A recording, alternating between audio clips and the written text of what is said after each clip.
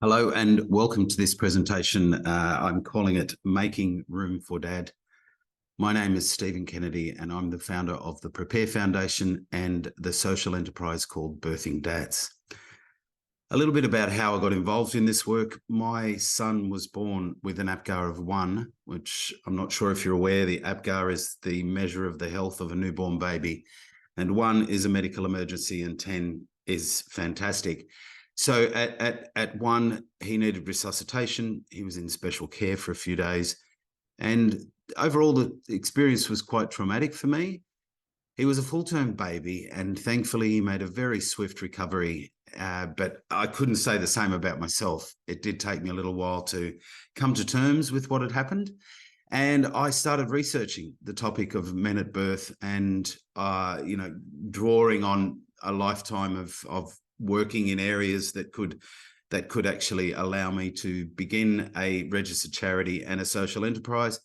And that's exactly what I did and why I find myself communicating with you today.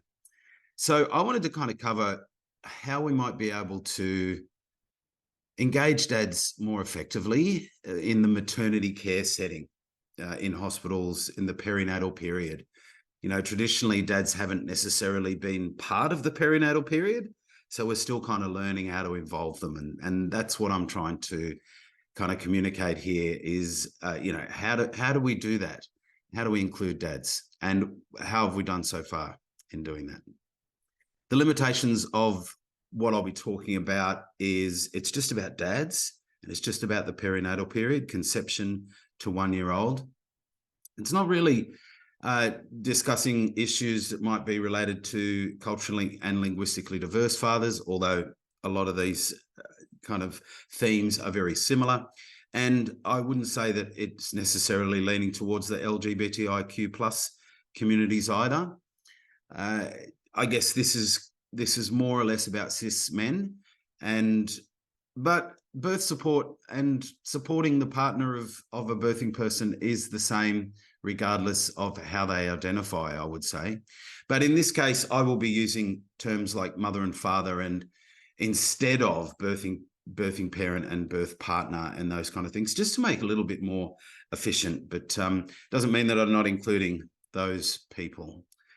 I guess I will be making generalizations, and it's hard not to in a lot of these kind of environments. And I know I've got an unconscious bias. I know there are things that I don't know, and I'm always learning. And so just wanted to put that up front. And also I recognize that all of this work is long-term cultural change. So let's have a quick snapshot of dads in Australia. They identified that there's approximately 800,000 new fathers in Australia with children under 5. 90,000 of those are considered to be in the dark or still learning.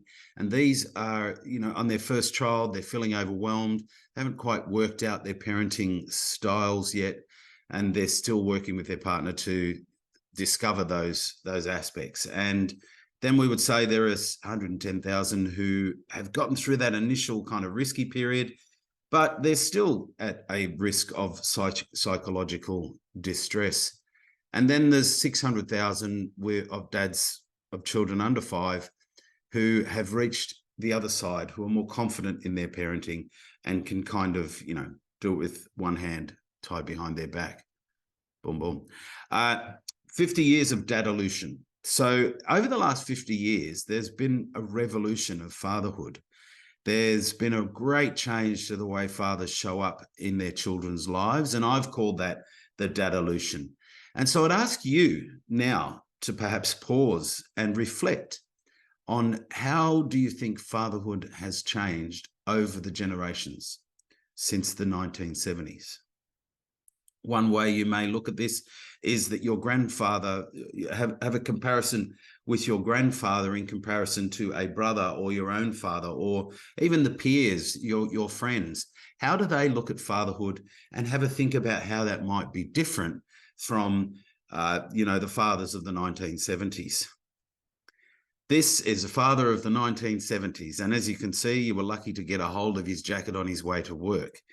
Back then, it was fatherhood was the provider, the protector, perhaps a disciplinarian in some cases, and he was strong and stoic. And in the time since, what we've seen is we are now seeing fathers, over 95% of births are attended by a father. We negotiate behaviour management with our partner. We work as a parental team more so now than ever before. Men provide emotional support to their children as well, which was probably unheard of, essentially, back in the day. We also spend triple the time than fathers in the 70s. We are aware of perinatal mental health, mostly with respect to our partners. So men are quite aware of perinatal mental health and the baby blues. They're not quite as aware that they too can suffer perinatal mental health issues.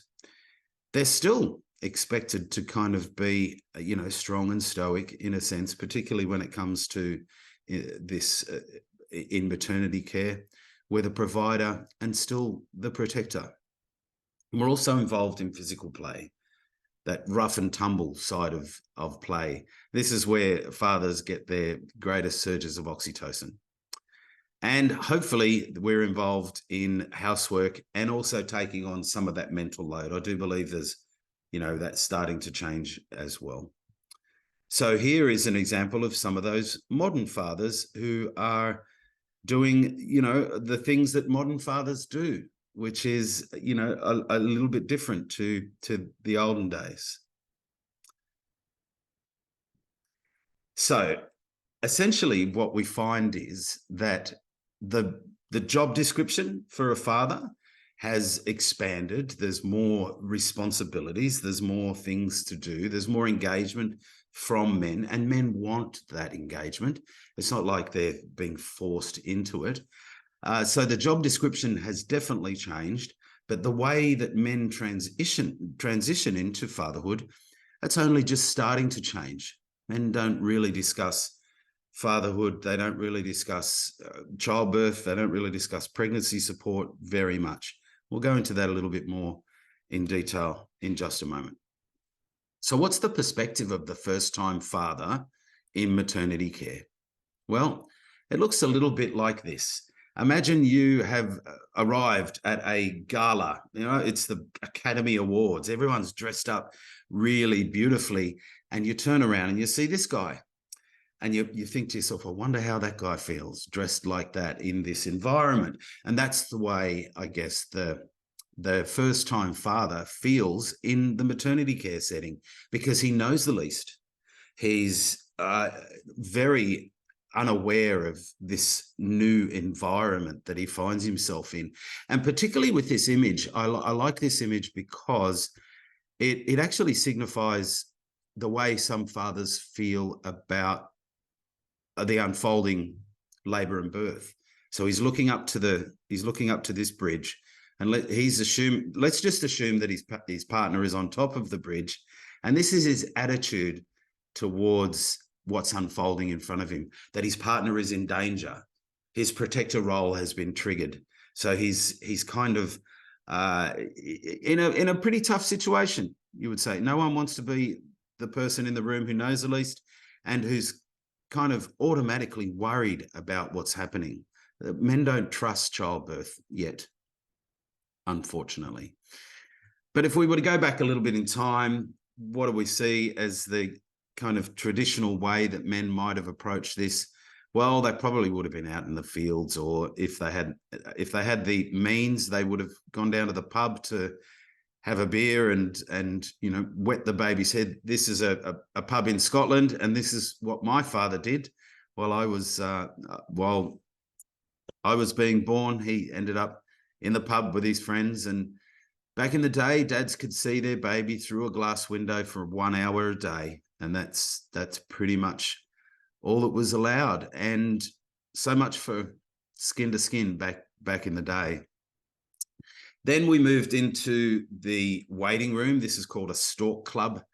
And so men would find themselves in the waiting room while they could sometimes hear their partner down the hallway. And over time, people began to realize, mothers in particular, obviously, they began to kind of think, well, if he's just down the hall, why can't he be right next to me? That's a bit unfortunate that he's just down there while he could be here holding my hand.